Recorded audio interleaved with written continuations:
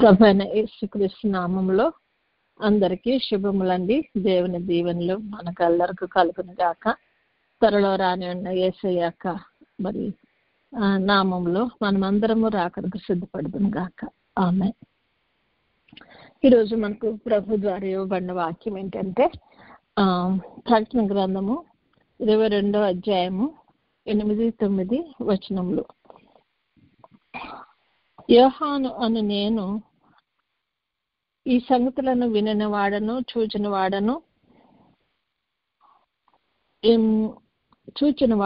నేను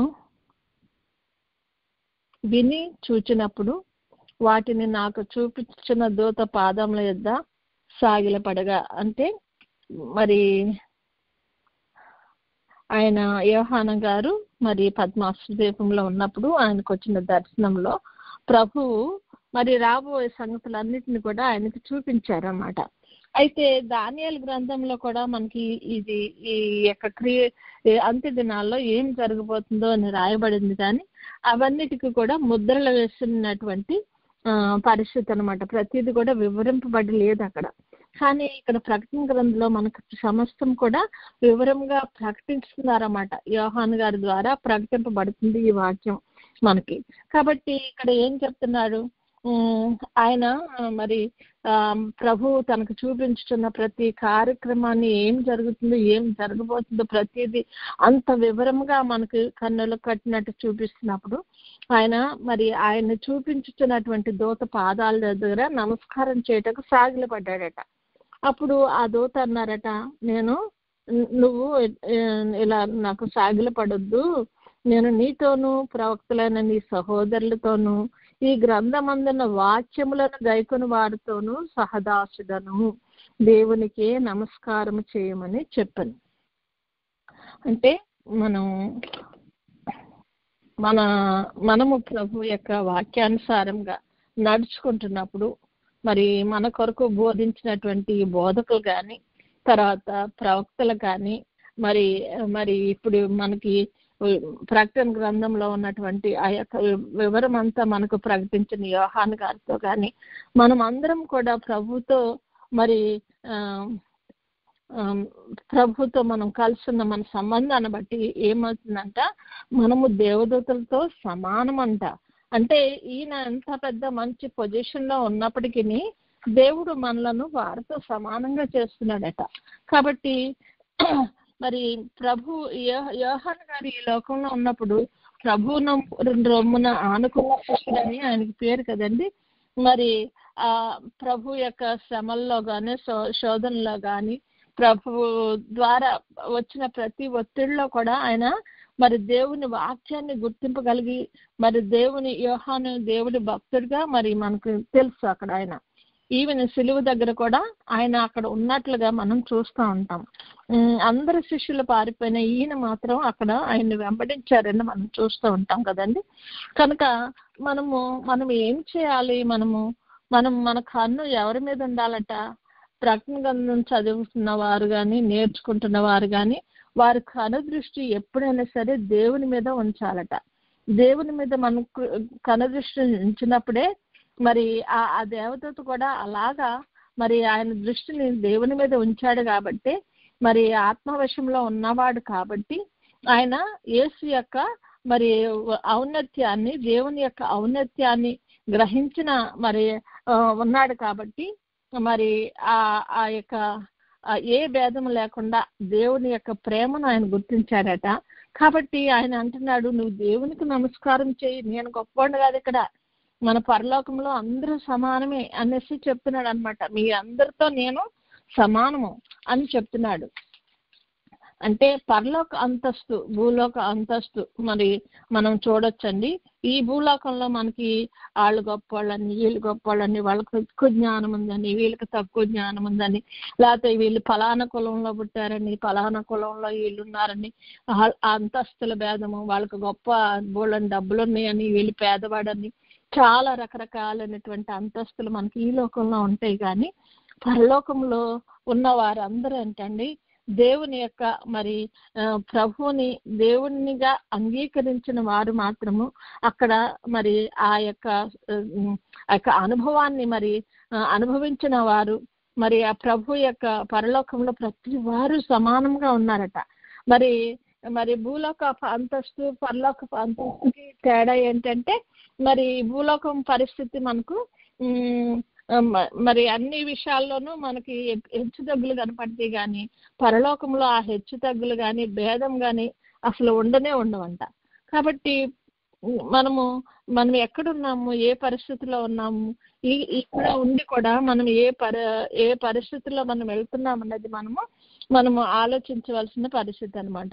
ఇప్పుడు భూలోకపు స్థితి అంటే భూలోకపు అంతస్తు మనది ఎక్కువ కూడా తక్కువ స్థితి అని చెప్పుకోవచ్చు మనం. ఎందుకంటే పరలోకపు స్థితి ఆ వైభవము అసలు అది మనము ఈ భూలోకంలో మనం గడిపే ఈ యొక్క జీవితానికి ఎట్టి పరిస్థితులను సరికాదు. కానీ ఈ భూలోక స్థితిలో మన దేవుడు మనను ఒక సిద్ధపాటు కోసం మాత్రమే ఇక్కడ నుంచి మరి ఆ పరిపూర్ణమైన స్థితికి రావటం కొరకు మనలను ఈ లోకంలో నడిపిస్తా ఉన్నారు, ఈ లోకంలో పుట్టించున్నారు. మనల్ని ఈ లోకంలో మరి మనతో ఉంటూ ఇది మంచి ఇది చెడు అని మనకు బోధిస్తూ మనతో పాటు సంచరిస్తూ మరి మనలను ఆ యొక్క ఉన్నత స్థితికి ఆ యొక్క పరిపూర్ణ స్థితికి తయారు చేయటకు దేవుడు ఈ భూలోక స్థితిలో ఉంచారు. అదే మరి ఇంకో రెండవ స్థితి ఏంటండి? రెండవ స్థితి మనం చెప్పుకోవాలంటే పరదేశు. మరి ప్రభువు మరి శిలువ మీద ఉన్నప్పుడు అంటారు కదా, మరి ఆయనతో పాటు దొంగలు అటొకలు ఇటొకలు ఉన్నప్పుడు ఒక దొంగ అంటాడు, ఏంటి నువ్వు నిన్ను రక్షించుకో, నన్ను కూడా రక్షించు అని అన్నప్పుడు మరి ఇంకో దొంగ అంటాడు, అరే మనం తప్పు చేసాం, మనం దీనికి అనుభవిస్తున్నాం, ఈయన ఏం తప్పు చేయలేదు కాబట్టి అని చెప్పి అతనికి అతను సువార్త చేశాడట. అంటే ఆ స్థితిలో ఉండి కూడా ఎదుటి వారికి మంచి చెడును చెప్పగలిగిన స్థితికి రియలైజేషన్కి వచ్చాడట అతను. అప్పుడు దేవుడు ఏం చేశాడు, అతన్ని నేడే నువ్వు నాతో పాటు పరదేశంలో ఉంటావు అని చెప్తున్నాడు ప్రభు. అంటే పరదేశంలో ఉన్న స్థితి మరి అబ్రహాము రొమ్మున అనుకున్న రాజుని గురించి కూడా మనం వింటున్నాం కదా, ప్రభు చెప్తా ఉంటారు కదా. అంటే నేడు నీవు నాతో కూడా పరదేశంలో ఉంటావని ప్రభు ఈ దొంగతో చెప్తున్నాడు కదా. అంటే వీళ్ళందరూ కూడా పరదేశంలో ఉంటారనమాట. మరి పరదేశంలో మరి ఉన్నప్పుడు మరి ఏం చేస్తారండి, ఇప్పుడు అప్పటికప్పుడే వీళ్ళు మారు మనసు పొందిన వాళ్ళు అయి ఉండొచ్చు, లేకపోతే దేవుణ్ణి తెలుసుకున్న వాళ్ళు అయి ఉండొచ్చు. వాళ్ళు పూర్తిగా దేవునిలో పరిపూర్ణత చెందని మనుషులందరూ కూడా అక్కడ ఉండొచ్చు అని కూడా మనం చెప్పొచ్చు అనమాట. మరి పరదేశంలో ఇది వరకు మరి ఆత్మలన్నీ కూడా మరి ప్రభు పరదేశంలో వాళ్ళని దాచిపెట్టేవారట. ఎందుకు? మరి సాతాను వశం చేయకుండా దేవుని యందు భయభక్తులు కలిగిన వారు పరదేశంలో ఉండేవారు, ఎంతే అబ్రహాం గారితో సహా కదండి. అప్పుడు దేవుడు చనిపోయి ఇక్కడ మరి ఆయన లేచినప్పుడు చెరగా కొనిపోయి అని అంటున్నారు కదండి. అట్లాగా మరి అక్కడ పరదేశంలో ఏమవుతుందంటే మరి సంపూర్తిగా సిద్ధపడిన మనుషులకి ఇప్పుడు అబ్రహాం గారు కానీ ఇంకా గొప్ప గొప్ప భక్తులందరూ కూడా వారికి బోధిస్తూ ఉంటారట. బోధించి వారిని ఒక పరిపూర్ణ స్థితికి తీసుకుని వస్తారని నేను ఒక పుస్తకంలో చదివి ఉన్నానండి. అంటే మనం ఇక్కడ చనిపోయాము, మనం రైట్ అవే దేవుని నమ్ముకున్నాము, దేవునిలో ఉన్నాము, కానీ మరి ఒక పరిపూర్ణ స్థితికి రావాలి. ఇప్పుడు మన బిడ్డలు పుట్టిన వెంటనే వాళ్ళకి అన్నీ కూడా ఎదుగుదలలో ఉండవు వాళ్ళలో. అలాగే ఆత్మీయ స్థితిలో కూడా పుట్టిన వెంటనే అన్ని విధాల ఎదుగుదల ఉండకపోవచ్చు. కానీ మరి మనము ప్రభు వాక్యం వినటం ద్వారా దాన్ని మనం అంగీకరించటం ద్వారా దానిలో లోతుపాట్లు తెలుసుకోవటం ద్వారా ఏమవుతుందండి, మన యొక్క ఆత్మీయ స్థితిలో ఎదుగుదల ఉంటుంది. కాబట్టి చాలా మంది భక్తులైన వారు పరదేశంలో మరి వారికి మరి బోధించిన తర్వాత వారు పరిపూర్ణతలోకి వచ్చేలాగా చేస్తారట. అంటే పరదేశం అనేది ఒక అంతస్తు. ఇక్కడ భూలోక అంతస్తు కంటే కొంచెం కొంచెం మెరుగైన స్థితి అనమాట, కొంచెం ఎక్కువైన స్థితి అనుకోవచ్చు మనం. అలాగే మనకు రక్షితుల మోక్షము అని ఉంది. ఆ రక్షితుల మోక్షము అంటే ఇది కొంచెం దానికంటే కొంచెం గొప్పదైన స్థితి. మరి ప్రభు వస్తున్నారని నమ్మి ప్రభువు గారికి సిద్ధపడి చనిపోయిన వారు ఉంటారండి. మరి ప్రభు పూర్తిగా ఆయనలో ఎదిగిన వారు వాళ్లకు ఈ యొక్క రక్షితుల మోక్షం అనేది ఉంటుంది అనమాట. వాళ్ళు అక్కడ ఉండి ప్రభుని ఎల్లప్పుడూ స్తుతిస్తూ ప్రార్థిస్తూ మరి ఆయన మహింపరుస్తూ ఉంటారనమాట. మరి ఈ లోకంలో ఉండగానే తగిన సిద్ధపాటుకు వచ్చి పరిపూర్ణతలోనికి వచ్చి ప్రభు పిలుపు అందుకుని వెళ్ళిపోయిన వారు ఉంటారన్నమాట. 4వ స్థితి ఏంటంటే పెండ్లి కుమార్తె స్థితి. మరి ఈ వరుస ఇంకా మరి 3 వరుసల కంటే ఎక్కువైందట. మరి దీంట్లో మరి హెచ్చు తగ్గులు ఉన్నాయని కాదు, కానీ ఇక్కడ సిద్ధపాటు మనకు కనపడుతుంది. మనం ఇంకా భూలోకంలో ఉన్నాము. భూలోకంలో ఉండి ఏమవుతున్నాం మనము? దేవుని యొక్క రాకడకు పెండ్లి కుమార్తె వరుసలోకి అంటే ఆయన రూపంలోనికి మనము మార్చుటకు మనము సిద్ధపడుతున్నాం అనమాట. మారబడటకు సిద్ధపడుతున్నాము.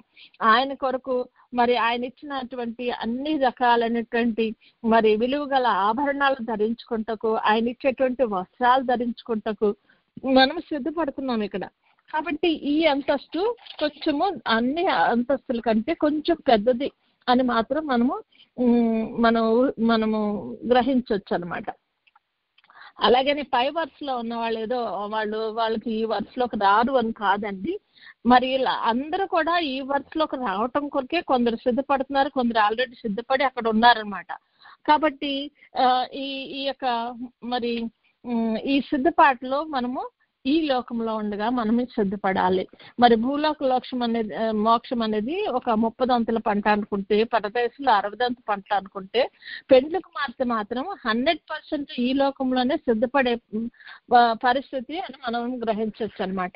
మనం ఖచ్చితంగా మరి ప్రభు వచ్చే సమయానికి సిద్ధపాటు కలిగి నిమిషంలో రెప్పపాటున మరి ఆయన మరి కడమ్రోర మోగగానే మనం పైకి వెళ్ళిపోయేటువంటి పరిస్థితి అని మాత్రం మనం గ్రహించాల్సిందనమాట. మరి యోహాన్ గారు భూమి మీద నుండి ప్రార్థించారంట. భూమి మీద ఉన్న పరిస్థితుల కొరకు ప్రార్థించారంట, సువార్త చేశారంట, శ్రమ అనుభవించారంట, దేవునితో సహవాసం చేశాడంట. మరి అప్పుడు ఇక్కడ మరి దేవదూత పరలోకంలో ఉన్న మరి పరలోకంలో దేవదూతను వారి యొక్క మరి మహిమను వారు చేస్తున్న ప్రతి స్థితిని కూడా చూశాడంట. దేవదూతల యొక్క ఉన్నత స్థితి కూడా చూశాడంట. మరి పరలోకంలో ఉన్నటువంటి మరి అందరికీ ఉన్నటువంటి ఉన్నత స్థితిని చూశాడట. కాబట్టి ఆయన మరి గబుక్కుని అలా చూడగానే, అరే నేను ఇప్పటి వరకు బతికే కాదు, కానీ ఇది అసలు ఎంత బాగుంది, ఎంత గొప్ప బాధ్యత కలిగిన అతను చూపిస్తున్న ఇతను నాకంటే గొప్పవాడు అనుకుని ఆయనకి నమస్కారం చేస్తున్నాడంట. నమస్కారం చేసినప్పుడు ఆయన మరి అతను అంటున్నాడు, నువ్వు అట్లా చెయ్యొద్దు, నువ్వు నాకు నమస్కారం చేయొద్దు, నేను నీతోను మరి మీ అందరితోనూ కూడా నేను సహదాసుడని మాత్రమే, అంతేగాని నేను నీకంటే గొప్పవాడిని కాదు అని చెప్తున్నాడు అక్కడ ఆయన. కాబట్టి మనం ఏ స్థితిలో ఇక్కడ ఉన్నప్పటికీ ఈ స్థితి శాశ్వతమైనది మనకు కాదు. కాబట్టి మనం ఏం చేయాలి? ఆ యొక్క ఉన్నతమైన స్థితి కొరకు మనం ఈ లోకంలో ఉండగా మనం తయారు కావాల్సి ఉంది. మరి ఎవరికి ఘనతనివ్వాలి? మనకు తెలియని విషయాలని మరి దేవదూత చూపిస్తున్నాడు కదా, ఎవరికి ఘనతనివ్వాలి అని చెప్తున్నాడు ఆయన. దేవునికి చెప్పు, దేవునికి మహిమ, దేవునినే మరి మహిమపరచు నువ్వు అనే చెప్తున్నాడు. మరి దేవునికి మాత్రమే ఆ ఘనత కానీ మహిమ కానీ ప్రభావం కానీ అన్నీ ఆయనకి చెల్లుతాయి అని చెప్తున్నాడు అనమాట. దేవుని కంటే ఏది కూడా గొప్ప కాదు అని చెప్తున్నాడు అనమాట. దేవదూతలు కూడా మనకి ఒక పరిచారకులుగా మనకి దేవుడు ఏర్పరిచాడట. దేవదూతలు మరి అక్కడ ఉన్నప్పుడు వాళ్ళకి వారి చుట్టూ మహిమ ఉంటుందంట, మహిమలో ఉంటారు వాళ్ళు. మరి అంత గొప్ప ఘనతలో ఉన్నప్పటికీ వారు ఎప్పుడు కూడా ఎల్లప్పుడూ మరి దేవుణ్ణి స్తుతిస్తూనే ఉంటారంట. కాబట్టి అటువంటి గొప్ప దేవదూతలు సహితము మనకంటే దేవదూతల కంటే కొంచెం తక్కువ అనగా మరి దేవుడు మనల్ని చేశాడంట. ఎందుకంటే వాళ్ళకి అప్పుడు ఆల్రెడీ మహిమ ఉంది కాబట్టి. మనము ఆ మహిమలోకి వెళ్ళిన తర్వాత మనల్ని ఎక్కువగా ఆధిక్యత మనం తన బిడ్డలకు ఇస్తున్నాడని మనం వాక్యంలో చదువుకోవచ్చండి. మరి ఈ దేవదూతలు దేవుని బిడ్డలతో సహవాసం చేస్తారంట, ప్రవక్తలతో సహవాసం చేస్తారంట, సామాన్యమైన భక్తులతో కూడా సహవాసం చేసే అలవాటు అనుభవం వారికి ఉందంట. వారికి ఇచ్చినది పరిచర్య ధర్మం అన్నమాట. వారు మరి వారి పరిచర్యను నిర్వర్తించినప్పుడు హెచ్చు తగ్గులు, ఇదిగో వీళ్ళు గొప్పవాడు, వీళ్ళు పేదవాడు, లేకపోతే వీడికి డబ్బులు లేవు, వీడికి డబ్బులు ఉన్నాయి, లేకపోతే వీళ్ళు మంచి కులంలో పుట్టాడు, వీళ్ళు తక్కువ కులం, అలాంటివి ఏమీ ఆలోచించరట. కాబట్టి మరి అందుకని వాళ్ళు చూసేది ఏంటంటే దేవుడు వారికి ఏమి పని చెప్పాడో అది మాత్రమే వారు చేయటానికి వారు సమర్పించుకున్న మరి దేవదూతలు అన్నమాట. కాబట్టి వారు ఎంత దేవుని భక్తులుగా, మరి దేవుడు ఇదిగో ఫలానాల దగ్గరికి వెళ్ళు, మనోహర్ గారు ఉన్నారండి, వారి భార్య దగ్గరికి వెళ్ళమన్నప్పుడు వాళ్ళు జస్ట్ పొలంలో పనిచేసుకునే మనుషులు మాత్రమే, కానీ దేవుడు చెప్పాడు వెళ్ళమన్నకి వెళ్ళారు. అలాగే మరియమ్మ గారు ఉన్నారు, మరి దేవాది దేవుడినే మరి తన గర్భంలో మరి ధరించినాక మరి ఆశీర్వాదం పొందిన ఆ బిడ్డ దగ్గరికి వెళ్ళమన్నాడు, అలాగే వెళ్ళాడు. అలాగే దేవదూతలు ప్రభు ఏం చెప్తాడో, ఆయన కార్యాలు ఏంటో అది మాత్రమే చేయటకు మరి వారు సమర్పించుకున్న బిడ్డలు అన్నమాట. దేవదూతలు దేవుని యొక్క ఆరాధికులు, ఆయన్ని మాత్రమే ఘనపరిచే వాళ్ళు అన్నమాట. మరి మొదటి రాజుల గ్రంథము 22:19 ఉంటది. యెహోవా సింహాసనాసీనుడై ఉండగా పరలోక సైన్యమంతయు ఆయన కుడిపార్శ్వమునను ఎడమ పార్శ్వమునను నిలిచి ఉండుట చూచితిని అంటున్నాడు. అంటే మరి అక్కడ దేవదూతలందరూ కూడా అటు ఇటు కూడా ఆయన నిలబడి ఆయన ఎల్లప్పుడూ స్తుతిస్తా మరి ఉంటారనమాట. అలాగే కీర్తనలు 29లో ఉంటది, దైవపుత్రులారా యెహోవాకు ఆరోపించడి, ప్రభావ మహాత్యములను యెహోవాకు ఆరోపించడి, యెహోవా నామమునకు చెందవలసిన ప్రభావమును ఆయనకు ఆరోపించడి అంటున్నాడు. ప్రతిష్ఠితములకు ఆభరణము ధరించుకొని ఆయన ఎదుట సాగిలపడి. అంటే ఈ దూతలందరూ వారికి ప్రతిష్ఠితులైన ఆభరణాలు ఉంటాయి, మరి ఆయనను స్తుతించే వంటి పరిస్థితుల్లో అట్లా నిలబడి వాళ్ళు స్తుతిస్తూనే ఉంటారనమాట.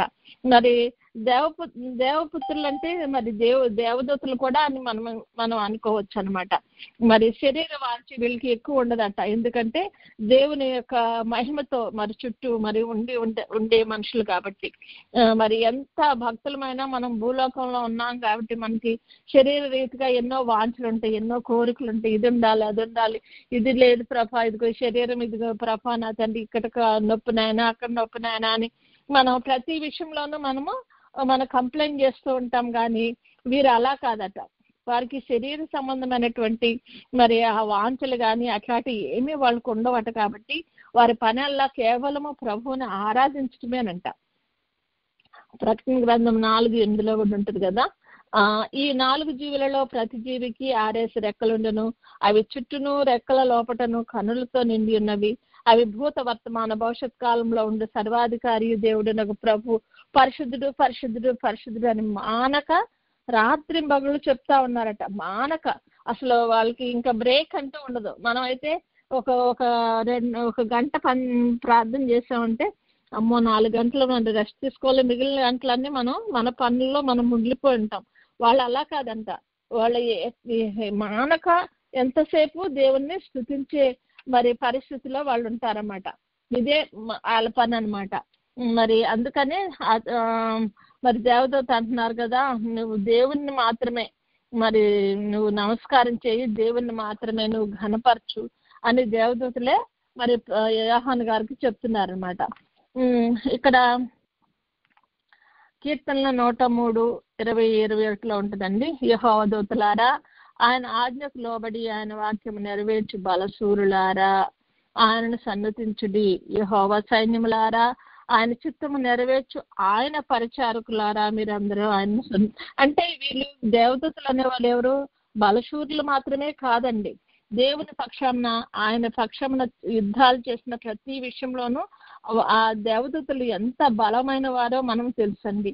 మరి హిజ్కియా రాజు కాలంలో కూడా మనం చూస్తాం కదా, 180,000 మందిని ఒక దూత చంపిందంట. అంటే వాళ్ళు ఎంత బలవంతవారో మనకు తెలుసు, మనం వాక్యంలో వింటూనే ఉన్నాం. అలాగే ఆయన వాక్యమును ఆయన చిత్తాన్ని మాత్రమే నెరవేర్చు ఆయన పరిచారకులు అటు వీళ్ళు. కాబట్టి దేవుడు ఏది చెప్తాడో అది మాత్రమే చేసేటకు వారు ఆయనకి విధేయత చూపేటువంటి వారు పరలోకంలో ఉన్నటువంటి ఆయన మరి దేవదూతలు అన్నమాట. కాబట్టి మనము దేవదూతలు అనగానే మనం అందరం అనుకుంటాం, మనం చాలా మరి గౌరవంగా వాళ్ళను మనము గౌరవించాలని మర్యాద చేయాలని మనం అనుకుంటాం కదా. కానీ వాళ్ళు దేవుడు చెప్పిన మాట మాత్రమే చెప్తారు. అలాగే ఒక దేవదూత అయితే మోషే శరీరం గురించి సాతాను వారితో వాదించినప్పుడు దేవుడు అంట ఒక్క మాటే చెప్పాడంట, దేవుడు నిన్ను గద్దించుగాక అని మాత్రమే చెప్పాడంట. కానీ మోషే శరీరం నాది నీది, అయ్యో అతను అది చేశాడు ఇది ఇక్కడ ఆర్గ్యుమెంట్ లేదంట, అక్కడ ఒక్క మాటే చెప్పాడంట. ఆ ఒక్క మాట మాత్రమే చెప్పాడంట. అంటే ప్రభు ఇది చెప్పు అన్నప్పుడు అది మాత్రమే చెప్తారట దేవదూతలు. కాబట్టి మరి వాళ్ళు దేవుని యొక్క పరిచారకులై ఉన్నారన్నమాట. అలాగే మన దేవుడు అన్న ప్రభువు మత్తయి సువార్త 28లో ఉంటుంది, ఏ పరిస్థితుల్లోనైనా మనల్ని విమోచించేవాడు ప్రభు మాత్రమే అని. భూలోక సంబంధమైన మన పాపముల నుండి విమోచింపబడాలంటే మన ప్రభు మాత్రమే, యేసయ్య మాత్రమే మనలను విమోచించే విమోచకుడై ఉన్నాడు అన్నమాట. తర్వాత హెబ్రీ 9:22లో ఉంటుంది, రక్తము వలననే కానీ పాప క్షమాపణ, రక్తము చిందింపబడకుండా పాప క్షమాపణ కలుగదు అని ఉంది. అంటే మనకు పాపాలు క్షమింపబడాలి అంటే రక్తం చిందింపబడాలన్నమాట. మరి ప్రభువు తన రక్తాన్ని చిందించారు కదా మన కోసం. మరి పరిచారకులు దేవదూతలు మరి ఎంత చురుగ్గా మరి ప్రభు ఇలా మాట చెప్పగానే ఎలా చేసేస్తా ఉన్నారు. మరి ప్రభు అని యేసుక్రీస్తు కూడా తండ్రి చెప్పిన కార్యాన్ని మరి అంత చురుగ్గా మరి ఈ లోకానికి రావటం, మరి ఈ లోకంలో తన ప్రభువుతో మరి సహవాసం చేస్తూ మరి ప్రభు చెప్పిన కార్యాన్ని చేయటానికి మరి అంత త్వరపడ్డారంట. అటువంటి పరిస్థితుల్లో ఆయన ఎటువంటి శ్రమనైనా సహించారట. మరి అసలు అటువంటి శ్రమలు మనలాంటి వాళ్ళు చిన్న దోమ కొడితేనే మనం ఎంతో విలువలాడిపోతాం, అబ్బో ఏంటి ఇది మండిపోతుందని కదండి. కానీ ఆయనకి శరీరం మీద శిరస్సు మీద ముళ్ళ కిరీటం ఉంచారంట, 2 చేతుల్లో 2 కాళ్ళలో మళ్ళీ మేకులు కొట్టారంట, ప్రక్కన బల్లెంతో పొడిచారంట, వీపంతా మరి కొరడాలతో కొట్టారంట. ఇంత శ్రమను కూడా దేవుడు ఎట్లా భరించాడు అంటే ఆయన మన పాప క్షమాపణ కోసం, మన కొరకు తన రక్తాన్ని చిందించడం కోసం, తండ్రి కార్యాన్ని మరి చేయుటకు ఈ లోకానికి వచ్చి దేవునికి విధేయత చూపి మరి చేసినటువంటి ఆ ప్రభు అన్నమాట. అంత అలాగే ఆయన ఎటువంటి వాడంటే కరుణాధారం అంట.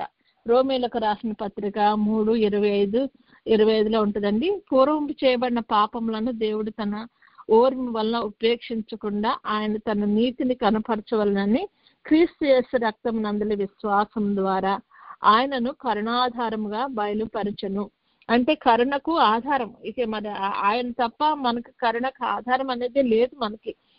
మరి ఆయన సిలువలో ఉండి ఎంతవంటి గాయాలతో ఎంత చేస్తున్నాడో మరి తండ్రి అప్పుడు కూడా ఆయన అంటున్నాడు, తండ్రి వీరు ఏం చేస్తున్నారు, వీరు ఎరుగురు, ప్రభా వీరిని క్షమించు అని ప్రార్థిస్తున్నాడంట.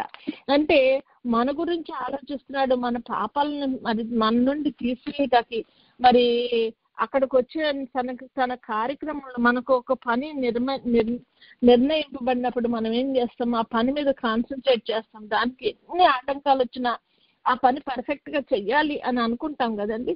అదే కొంతమంది అయితే ఇదేంటి ఇన్ని అడ్డంకులు వస్తున్నాయి, ఇంతమందితో మాటలు అనిపించుకుంటున్నాను, నేను ఇది చేయను అని అనుకున్నాం అనుకోండి, అది విధేయతగా అవ్వదు.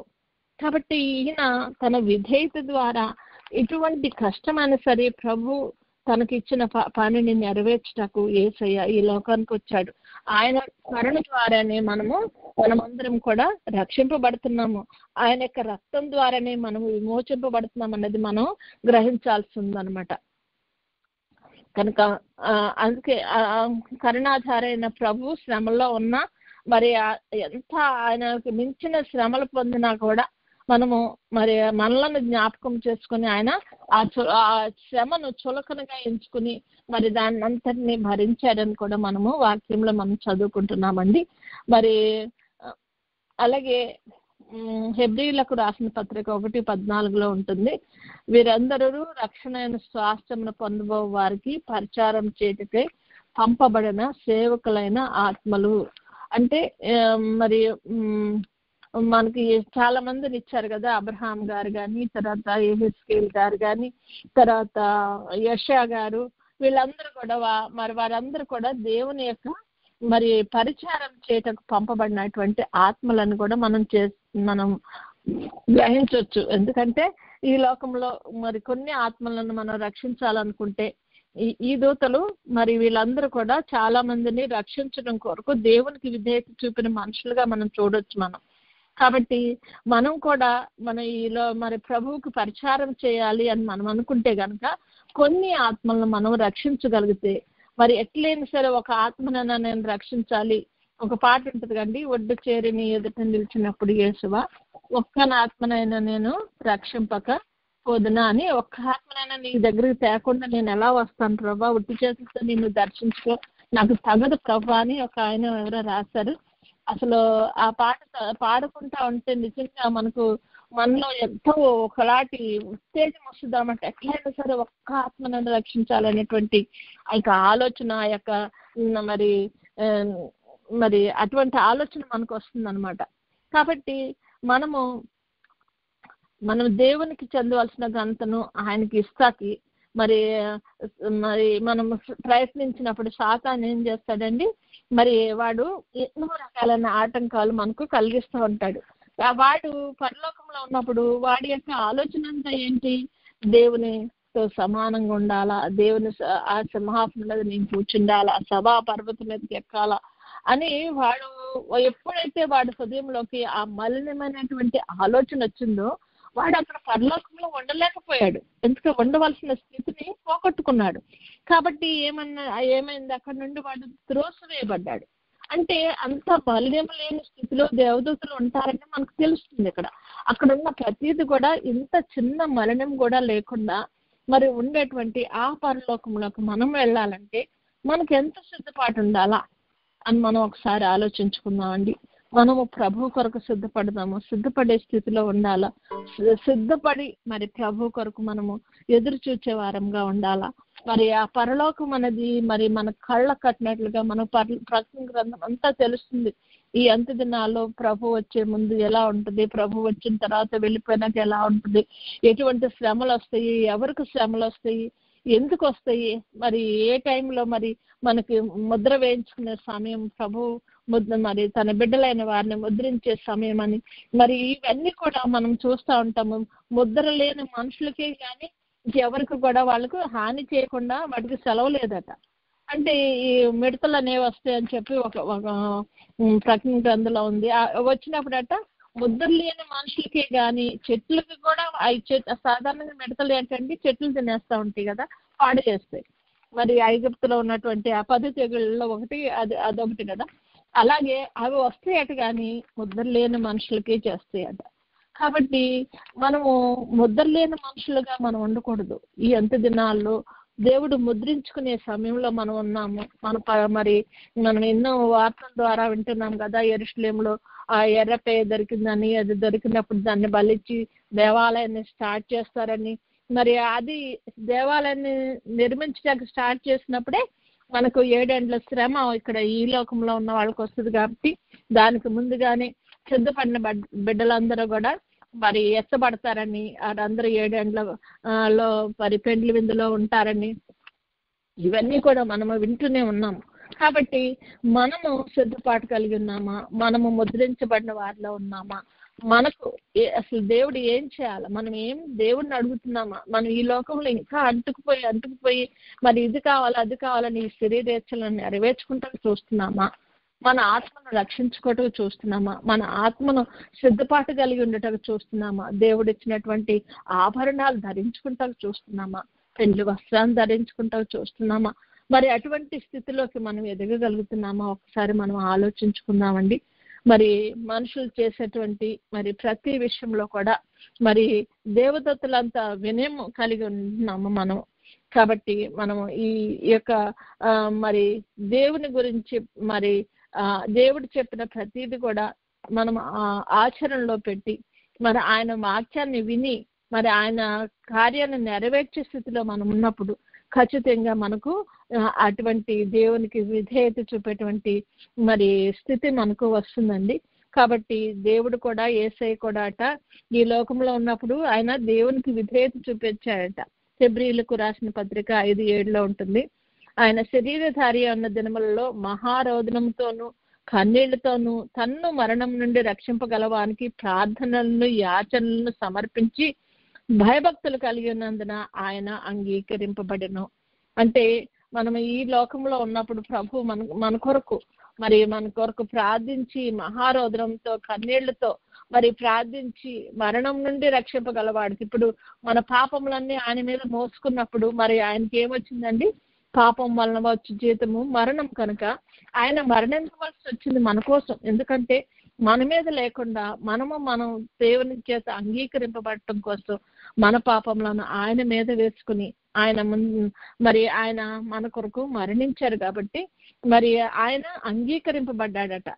కాబట్టి మనం ప్రభు విషయంలో ప్రభువే మరి ఈ లోకంలో ఉండగా మనకు మాదిరి చూపించినప్పుడు మనం ఏం చేస్తున్నామో, మనం సిద్ధపడుతున్నామా, రాకడ బహు సమీపంగా ఉందని గ్రహిస్తున్నామా, గ్రహించి కూడా వస్తుందిలే ఇవాళ రేపు పర్లేదులే అన్నట్లుగా మనము నిర్లక్ష్యంగా ఉంటున్నామా, మెలకు కలిగి మనము సిద్ధపడుతున్నామా? ఒకసారి మనం ఆలోచించుకుందాం. దేవుడు మనలందరినీ కూడా మరి తనకు యొక్క ఏర్పాటు చొప్పున మనల్ని ఈ లోకంలో ఉంచిన ఆయన యొక్క మరి చిత్తాన్ని నెరవేర్చుటకు మనం అందరము సిద్ధపడి ఆయనతో పాటు పెండ్లి కుమార్తె రూపంలోకి మార్పు చెందబడి మరి ప్రభువుతో మరి కలిసి మనము అక్కడ పెండ్లి విందులో పాల్గొని మరి ఆయనతో పాటు సింహాసనాల మీద కూర్చుని రాజ్యాలని ఏలేటువంటి స్థితికి మనము రాగుటకు దేవుడు మనకు ఆశిస్తున్నాడు కనుక అట్టి స్థితికి మనందరిని దేవుడు మన సిద్ధపరచును గాక. అట్టి జన్మతిలో మనం అందరం ముందు గాక. గాడ్ బ్లెస్ యు ఆల్ అండి. నిన్నటి దినమున ట్రాన్స్ఫిగరేషన్ సండే అని, అంటే దేవుడు రూపాంతరం పొందిన మరి దినం అని మనం గ్రహిస్తున్నాము. కాబట్టి అంటే రూపాంతరం చెందాల, మనం ఎట్లా ఉంటాము, కానీ ప్రభువు తను రూపాంతరం చెంది తన మహిమను తన శిష్యులకు చూపించారు కదా. అట్టి స్థితిలోకి మనం కూడా మారాలని ప్రభు యొక్క ఆశ. కాబట్టి అట్టి స్థితిలోకి మనం అందరము మార్చబడినట్లు దేవుడు మనందరికీ సహాయం చేయను గాక. God bless you all.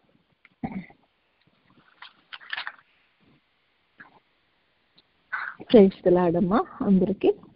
మనము కొద్దిసేపు మౌనంగా ఉండి సన్నిధిలోనికి వెళ్దాం. సన్నిధి అనేది మనకు తండ్రికి సహవాసాన్ని ఇచ్చేటువంటి ఒక ప్రదేశము.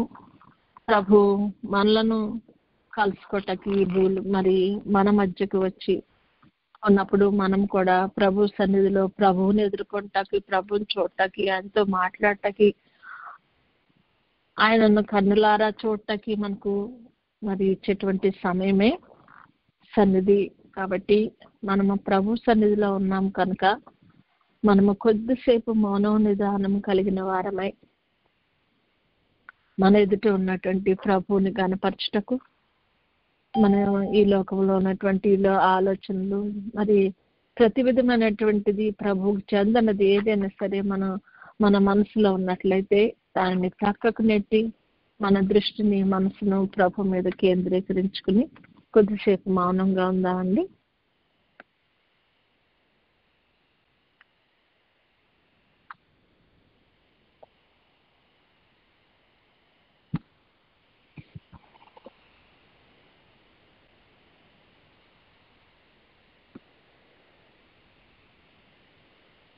ప్రభు సన్నిధిలో మౌనంగా గడిపిన మనము ప్రభు పాద సన్నిధిలో మనను ప్రభుకు అప్పగించుకుని ప్రభు వలన పాపక్షమాపణ పొందినట్లు ఆయన పాదముల యొద్ద సాగిలపడి మన పాపములను మనం ఒప్పుకుని ఆయన రక్తం చేత కడగబడిన వారమై విమోచనలోనికి దాటినట్లు దేవుడు మనకు సహాయం చేయలాగిన మన పాపములను మనం ఒప్పుకుందాం.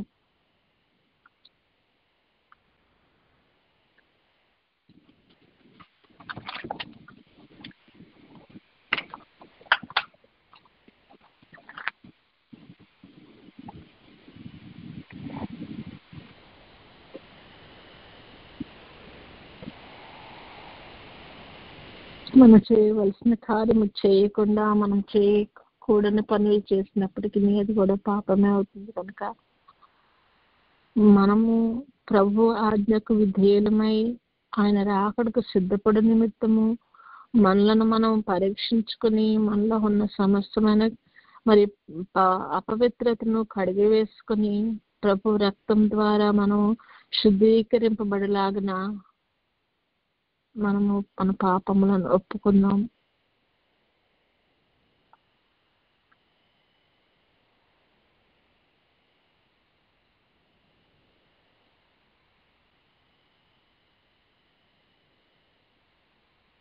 మన పాపములను ఒప్పుకున్న మనము ప్రభు రక్తంతో శుద్ధీకరింపబడి ఉన్నామని విశ్వసిస్తూ మనము తీర్మానం చేసుకుందాం. నాయనా, నీ రాకడకు సిద్ధపడతానని నేను తీర్మానించుకుంటున్నాను ప్రభా. నన్ను నేను నీకు అప్పగించుకుని నీవు తయారు చేసిన విధంగా, నీవు ఆలోచించిన విధంగా ఈ యొక్క మరి నన్ను నేను పెండ్లి కుమార్తెగా నీకు అప్పగించుకుంటాకి నేను తీర్మానించుకున్నాను ప్రభా. నీ ఆత్మ సహాయం చేత నన్ను సిద్ధపరచండి. నాకు నీ వరములు అనేటువంటి ఆభరణాలను ధరింపచేయండి. నీ రూపంలోనికి నన్ను మార్చుకోండి ప్రభా అని మనం ప్రభు సన్నిధిలో తీర్మానించుకుందాం. రూపాంతరం చెందే స్థితిలోకి నేను ఎదగలుగుటకు మాకు సహాయం దయచేయండి. అటు తీర్మానంలో నేనుండగా నా ప్రభ, తీర్మానంలో నేను స్థిరముగా నిలబట్టకు ప్రభ, నీ కృప నాకు అనుగ్రహించదండి అని ప్రభు పావన పాదాలు పట్టుకుని వేడుకున్నాం.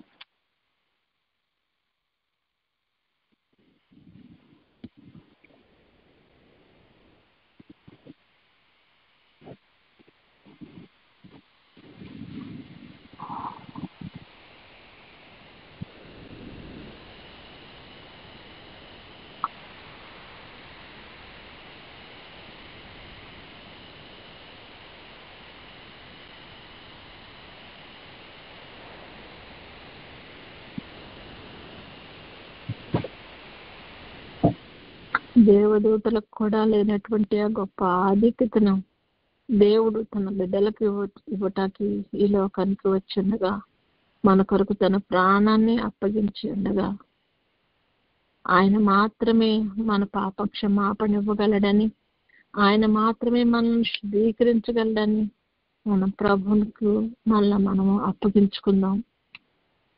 మనం సంపూర్ణ సమర్పణలో లేని ఎడల మనం సంపూర్తిగా సిద్ధపడలేము. కనుక సంపూర్ణంగా ప్రభువునకు సమర్పించుకుందాం.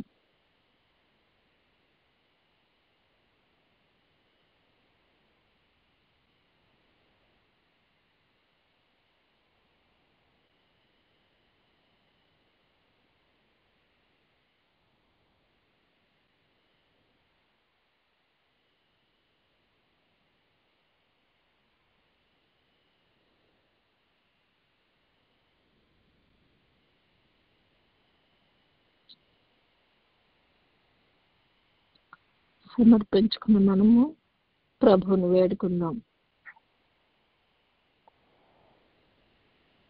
పరిశుద్ధుడైన తండ్రి, నాయన ఈ రూపంలోకి నన్ను మార్చుకుంటాకు నాయన, నీవు పడిన శ్రమ అంతటిని ప్రభా మేము గ్రహిస్తున్నాం తండ్రి. నాయన మమ్మల్ని ఈ లోకంలో శ్రమ పాలు చేయకుండా దుష్టుడైనటువంటి సాతానుడు మమ్మల్ని వాడితో పాటు నరకంలోనికి లాగివేయకుండానట్లు ప్రభా మమ్మల్ని విమోచించటానికి వచ్చిన తండ్రి, నాయన నీ ఏర్పాట్లో మేము నిలిచి ఉండగలుగుటకు నాయన, నీ బిడ్డలముగా నేను తండ్రి మేము మార్పు చెందగలుగుటకు కావాల్సిన సహాయాన్ని మాకు ఇవ్వండి తండ్రి. నీకు విధేయులమై ప్రభా నాయన, నీతో కూడా నడుచుటకు, నీతో సహవాసం చేయుటకు ప్రభా, నీ రూపంలోకి మేము మార్చబడగలుగుటకు మాకు సహాయం చేయకండి అని ప్రభువును వేడుకుందాం.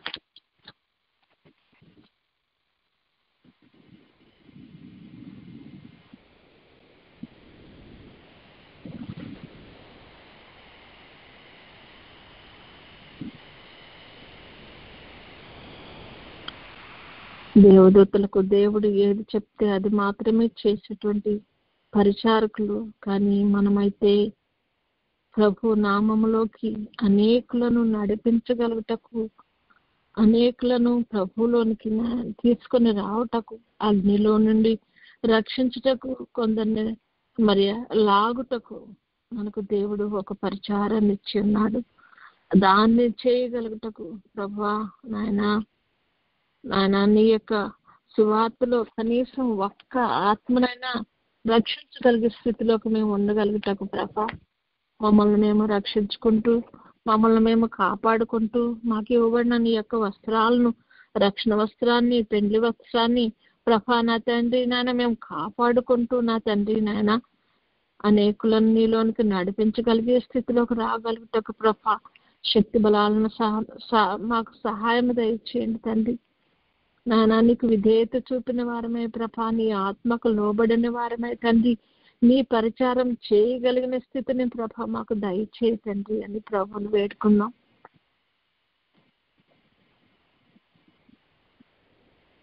అంత్య దినాల్లో ఉంటున్న మనము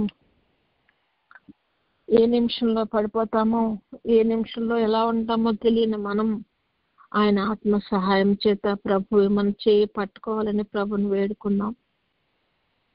తొట్టిల్లకుండా కాపాడటకు శక్తిమంతుడు అని ప్రభు గురించి మనం వింటున్నాం కనుక మనం కనీసం తొట్టు పడకుండా కూడా మనల్ని కాపాడగలిగిన శక్తి గల దేవునికి ఆయన శక్తి కొరకు ప్రార్థించుకున్నాం.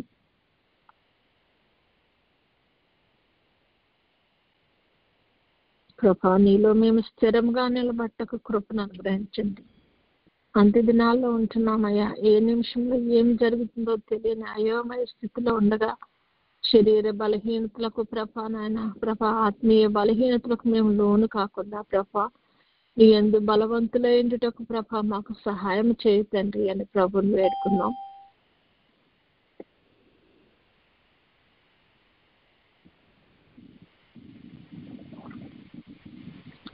అంత మహిమ కలిగిన మరి తండ్రి నాయన, ప్రభావము కలిగినటువంటి నా తండ్రి నాయన, నిత్యము నిన్ను స్తుతించుచున్నటువంటి పరిశుద్ధంగా ఉన్నటువంటి ఆ దేవదూతలు సతో ప్రభా నాయన అది తండ్రి నాయన మాకు పరిచారం చేయటకు కూడా ప్రభా నా తండ్రి నువ్వు సహాయం చేస్తున్న తండ్రి నాయన, వారిని మాకు పరిచారకులుగా ఇస్తానన్న తండ్రి నాయన, మరి ఎటువంటి శోధనలోనూ మేము పడకుండానట్లు నీ దూతలను మాకు కావలి ఉంచండి, మా బిడ్డలకు కావలి ఉంచండి, మా తలంపులకు కావలి ఉంచండి తండ్రి నాయన, మా యొక్క మనసులకు కావలి ఉంచండి తండ్రి నాయన, మా యొక్క క్రియలకు కావలి ఉంచండి ప్రభా, మేము వేసే ప్రతి అడుగుకు కావలి ఉంచండి నాయన. మా ముందు మేము నడుస్తున్నప్పుడు మా మార్గం అంతట్లోనూ తండ్రి నాయన నీ దూతలను ప్రభా మాకు ముందుగా పంపిస్తానన్న ప్రభా నా తండ్రి నీకు వందనాలయ్యా అని ప్రభువుకి వందనాలు చెల్లించుకున్నాం.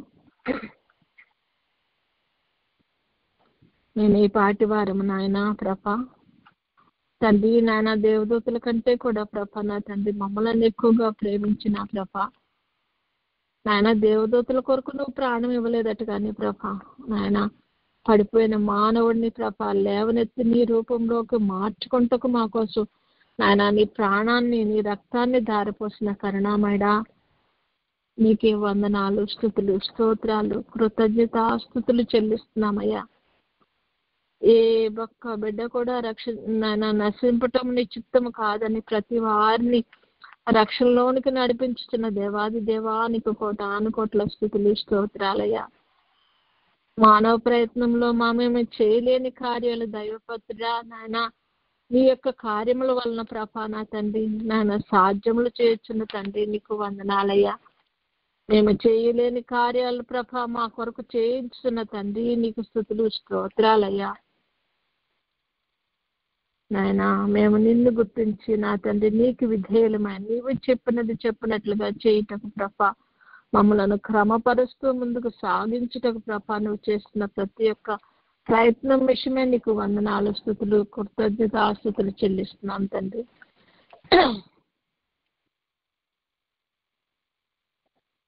సమస్తములో చాలిన దేవానికి స్తుతులు, స్తోత్రాలు చెల్లిస్తున్నామయ్యా. నీ రాకడకు ప్రభా ప్రతి బిడ్డను ప్రభా ఆయత్తపరచు నా తండ్రి నాయన, నీ వాక్య సేవకులను పంపించి మమ్మలను ప్రభా అనుదినము మేల్కొలిపి నా తండ్రి నాయన మెలకుగా ఉండమని ప్రభా మాకు బోధించుచున్న దేవాది దేవా ఆ మెలకులో మేము నిలిచి ఉండగలుగుటకు నాన్న ఏది ప్రభా కీడు మా దరిదాపులకు రాకుండా మేము వాటిని అంటనీయకుండా ప్రభా ఎటువంటి నా తండ్రి నాన్న అపవిత్రత మమ్మల్ని అంటకుండా ప్రభా నువ్వు కడిగినటువంటి మా ఆత్మల ప్రభా పరిశుద్ధంగా కాపాడుకుంటకు ప్రభా సహాయం చేస్తున్న తండ్రి నీకు వందనాలు చెల్లిస్తున్నామయ్యా. స్తోత్రం నాయన, స్తోత్రం తండ్రి. ఇదాకడలో ఎత్తబడగలిగే గొప్ప కృపను తరుణాన్ని మాకు దయచేస్తున్న తండ్రి, అటు సిద్ధపాటును మాకు కలిగిస్తున్న తండ్రి నీకు వందనాలయ్యా. పరలోకంలో నిత్య జీవంలో మేము సదాకాలం ఉండుటకు ప్రభా నాయన మమ్మలను ప్రభా నా తండ్రి నువ్వు ఏర్పరచుకున్నందుకు నీకు వందనాలయ్యా, స్తోత్రాలయ్యా. ఆ గొప్ప భాగ్యాన్ని ఈ లోకంలో ఒక చిన్న చిన్న తప్పుల ద్వారా పోగొట్టుకొనకుండా మమ్మల్ని లేవనెత్తి నా తండ్రి నాన్న మా తండ్రి కడిగి పవిత్రపరిచి నా ప్రభా నా తండ్రి నీ కొరకు నాన్న భద్రం చేస్తున్న దేవాది దేవానికి వందనాలు. కృతజ్ఞతలు చెల్లించిన మనము కొద్దిసేపు ప్రభు సన్నిధిలో మౌనంగా ఉందామండి. ప్రభు మనతో ఏమి మాట్లాడబోతున్నారో ప్రభు మనకు కనపడాలని, మనతో మాట్లాడాలని, మన ఆత్మీయటువంటి గుడ్డితనాన్ని తొలగించి మన కన్నులకు ఆత్మీయ దృష్టిని కలిగించాలని, ఆత్మీయమైనటువంటి నానా వినికిడిని కలిగినటువంటి చెవులు గలవారమై ఉండాలని ప్రభు మనలను మన ప్రభు సన్నిధిలో ఉండగా మన ప్రభు మనలను సిద్ధపరచాలని, ప్రభువును మనం చూడగలిగే స్థితికి రావటకు, ఆయన మాట వినగలిగిన స్థితికి రావటకు, ఆయన మనతో ఏమి మాట్లాడనన్నారో గ్రహింపగలుగుటకు కొద్దిసేపు ప్రభు సన్నిధిలో మౌనంగా ఉండి ప్రభువా నాకు కనపడండి, నాతో మాట్లాడండి దేవా, అందరికీ కనపడండి, అందరితో మాట్లాడండి అని ప్రభు సన్నిధిలో వేడుకుందాం.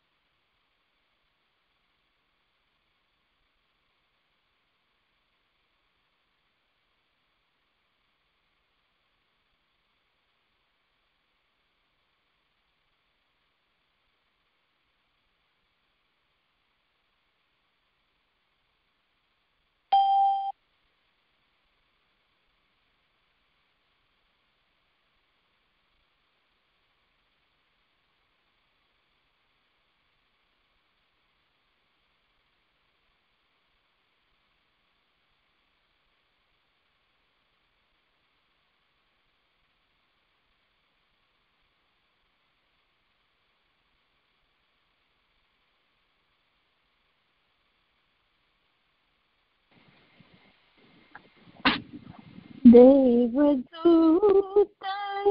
కనులే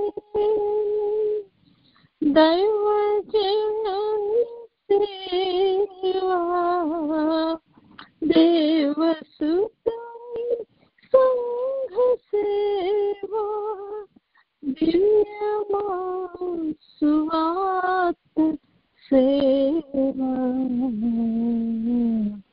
మధుర మధుర మధుర సేవా యేసు ప్రభుని సేవా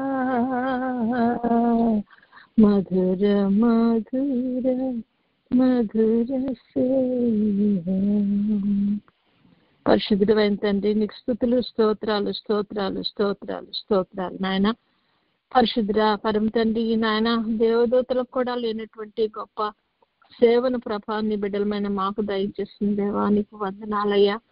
నా తండ్రి నాయన ప్రభా, మేము ఈ లోకంలో ఉండగా మమ్మల్ని మేము కాపాడుకుంటూ ప్రభా నా తండ్రి ఇతరులను కూడా నీలోనికి రప్పించగలటకు ఒక ఆత్మనైనా నీ సన్నిధిలోకి తీసుకురాగలటకు ప్రభా మాకు సహాయం దయచేయమని నా ప్రభ, ఆ పరలోకంలో నిత్య జీవంలో మేమందరం పాలు పొందగలుగుతాం ప్రభా నా తండ్రి నాయన. మాకు యోగ్యతను కలుగు చేయమని, యోగ్యత లేని మమ్మల్ని ఏర్పరచుకున్న దేవాది దేవా నీ పావన పాదాలకు వందనాలు చెల్లిస్తుండగా ఇప్పటి వరకు నువ్వు మాట్లాడిన ప్రతి మాటను బట్టి నాయన నీకు వందనాలు చెల్లిస్తూ తండ్రి మేము ధ్యానించుకుంటూ మా తండ్రి మమ్మల్ని నీకు యోగ్యులుగా కనపరుచుకుని నిర్దోషంలోను నిష్కలంకములాగు ప్రభా నా తండ్రి బిడ్డలముగా నీ సన్నిధిలో కనపడగలిగే గొప్ప కృపను తరుణాన్ని మాకు మా బిడ్డలకు మా కుటుంబాలకు దయచేసి నా తండ్రి మమ్మల్ని అందరినీ నీ రాకడలు ఎత్తబడగలిగే గొప్ప కృపను దయచేయమని యేసయ్య అతి శ్రేష్టమైన నామంలో అడిగి పొందుకుని ఉన్నాం తండ్రి. ఆమేన్.